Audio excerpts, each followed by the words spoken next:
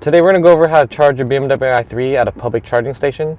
You do want to back up your car so that the charging station is on your right side, closest to the charge port of the car.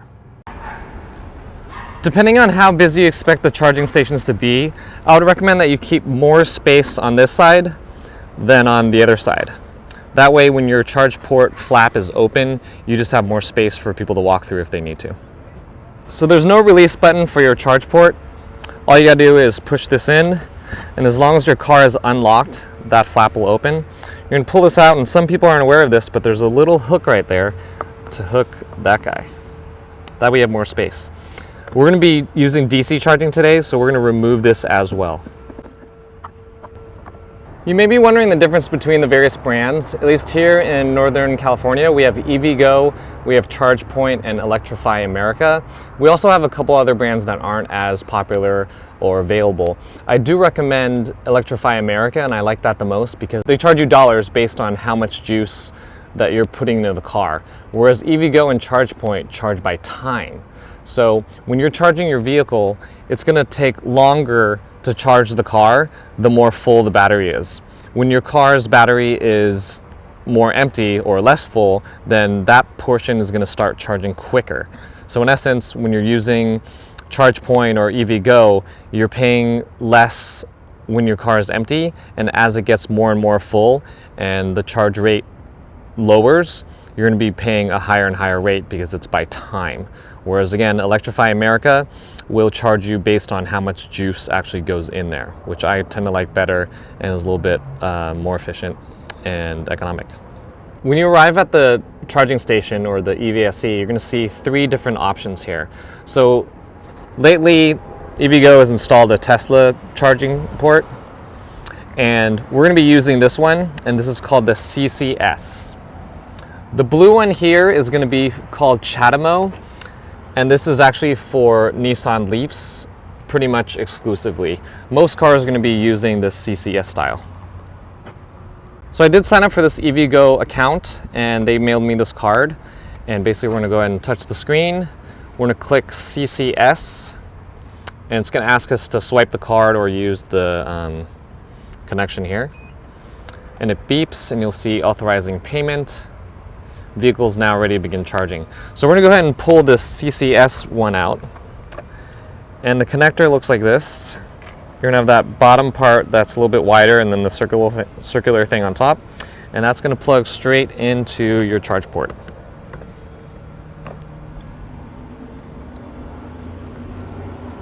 Next, you're going to go back to the charging station. You're going to see it says initiating session. Sometimes these charging stations will have issues and it won't actually charge, or it'll say it's charging and then it stops charging. So you want to make sure that you're here and you're watching this and make sure your car is actually charging for at least a minute before you walk away. So this does happen more often than it should, but here it says charging failed. So I'm actually going to have to remove the charge port and then plug it back in. The screen's asking me to swipe again, so I'm going to go ahead and put this card here. Authorizing payment, we're going to wait and see what happens.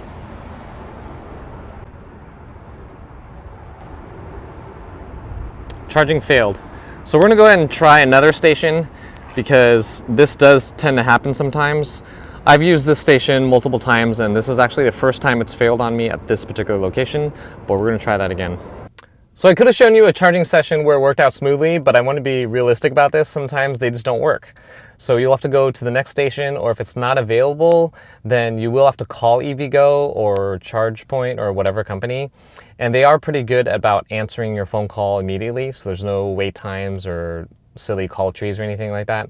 So they will answer the phone, but you do need to tell them what station you're at, and then they reset it, and then you got to wait and you got to plug it in back and forth. So during those 5 minutes, you could have been charging. So it can be a pain, can be inconvenient, but it's something that you should expect that may happen every now and then. So before we start our second session, I did want to mention that public charging isn't something that you necessarily want to do regularly, because charging at public charging stations, depending on where you live and what they're charging there, the last time I did some sort of calculation, the cost of charging this car is the same as a car that gets 25 to 27 miles per gallon.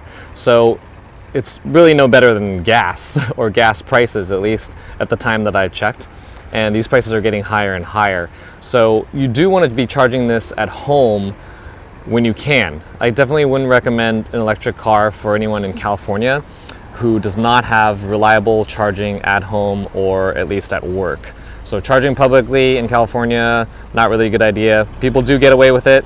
You guys can yell at me in your comments below, but again, I don't recommend an electric car of any sort unless you have reliable charging available at your residence. All right, so we're gonna try the scan. We're gonna touch the screen, choose CCS, as we did last time. We're gonna scan the card here, authorizing payment. It says it's authorized and we're ready to plug in. So make sure your vehicle is plugged in. We're gonna take this guy out, push the door handle. You can actually pull this bottom piece out first, and that allows both of them to come out at once. Then you plug this guy in here.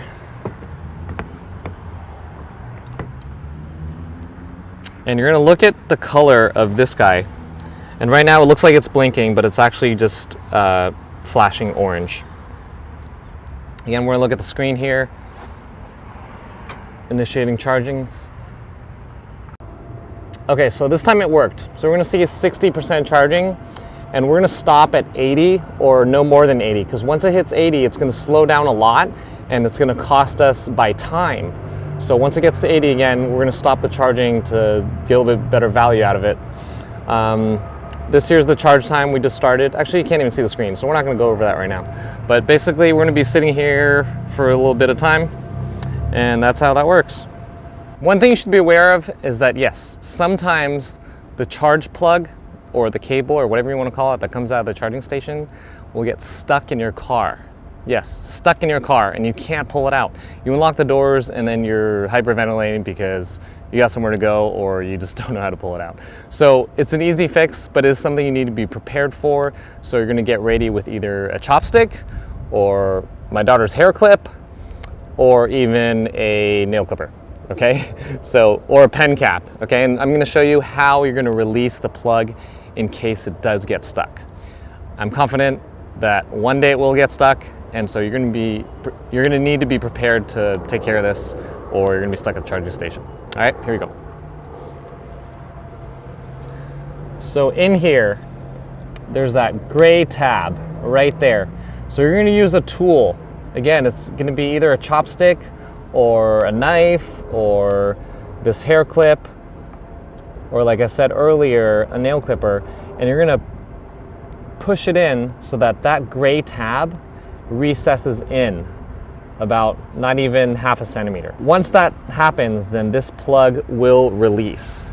Okay, so you don't need to be concerned about putting metal objects in there because there's no connection there to the electricity, which is going to be all kind of down here. This is a plastic tab that merely keeps this locked in case you're outside at a shopping mall or whatever and people aren't unplugging your charge port. All right, so this is the fun-centric YouTube channel, right? So we're not gonna sit around and wait for the car to charge because that's not fun. So we're gonna get an activity going and let's get started.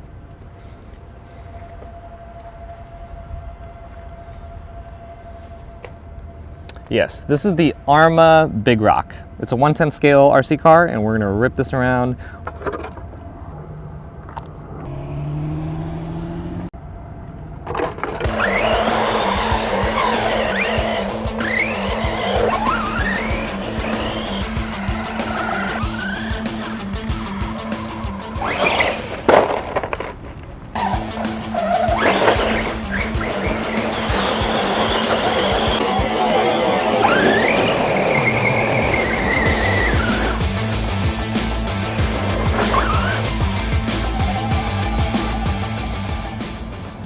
With setting up the tripod and everything, not much time to rip because we are at 79%. I actually don't need this much to go to where I'm going, so we're just gonna shut this off, click end session, and we are done. This is where we see if it gets stuck. Oh, nope.